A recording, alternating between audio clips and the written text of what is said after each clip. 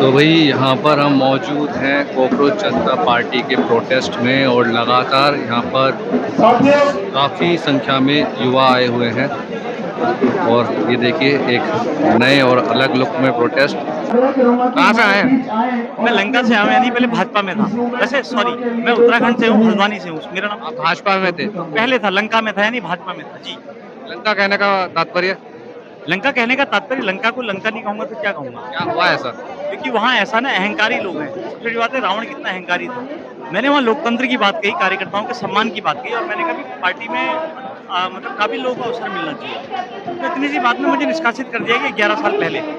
तो मुझे लगा कि क्योंकि मैं सक्रिय सदस्य रहा 3 बार और मैं पार्टी का प्रदेश का पदाधिकारी रहा, बड़ा दुर्भाग्य था कि मुझे लगा कि मुझे महसूस हुआ कि जैसे एक रावण मतलब रावण लंका का जो राजा था, अहंकार में आके विभीषण को लात मार कर निकाल देता है, मुझे कुछ ऐसा ही महसूस हुआ। मैं आ गया जंतर मंतर, और सबसे बड़ी बात है 11 साल से वन वन भटक रहा हूँ, किसी पार्टी में नहीं गया। स्टूडेंट श्री राम की तलाश में हूँ कि हे प्रभु श्री राम, आखिर आप हैं कहाँ?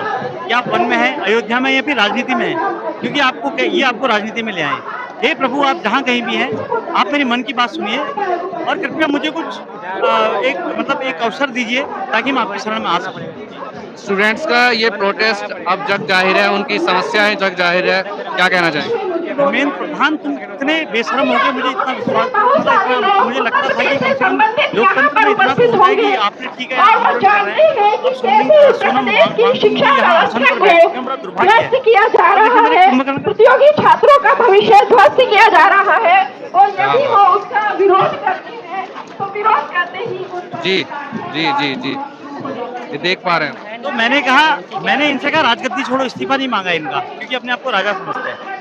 तो सबसे बड़ी बात है कि इस देश में पहली बार आंदोलन नहीं हुआ है, पहले भी कई छात्र आंदोलन हुए। सन 1990 में वीपी सिंह की सरकार चली गई छात्र आंदोलन के चक्कर में, और सबसे बड़ी बात है कि 1973-74 में चिमन भाई पटेल की गुजरात में सरकार चली गई जब छात्र आंदोलन वहाँ पे हुआ, और जयप्रकाश नारायण के नेतृत्व में जब उन्होंने पटना के ऐतिहासिक गांधी मैदान से संपूर्ण क्रांति का नारा दिया, तो बिहार की भी सरकार चली गई, और वहाँ हर घर में नारा गूंजने लगा कि जयप्रकाश का बिगुल बजा तो जाग उठी तरुणाई है, तिलक लगाने तुम्हें जवानों, क्रांति द्वार पर आई है।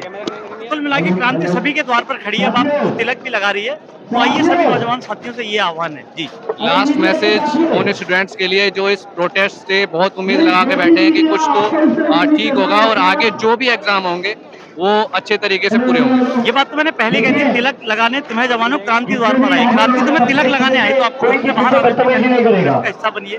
और सबसे बड़ी बात है नशे की जद में मैं युवाओं के लिए विशेषकर कहूंगा, जो हमारे आदर्श जैसे भगत सिंह हो गए, चंद्रशेखर आजाद हो गए, या नेताजी सुभाष चंद्र बोस, इन्होंने जीवन में कभी नशा नहीं किया, तभी इतना बड़ा काम कर पाए। अगर बड़ा करना है तो नशा छोड़ना पड़ेगा, और मेरी 46 साल की उम्र है, मैंने कभी नशा नहीं किया। Thank you so much, thank you so much.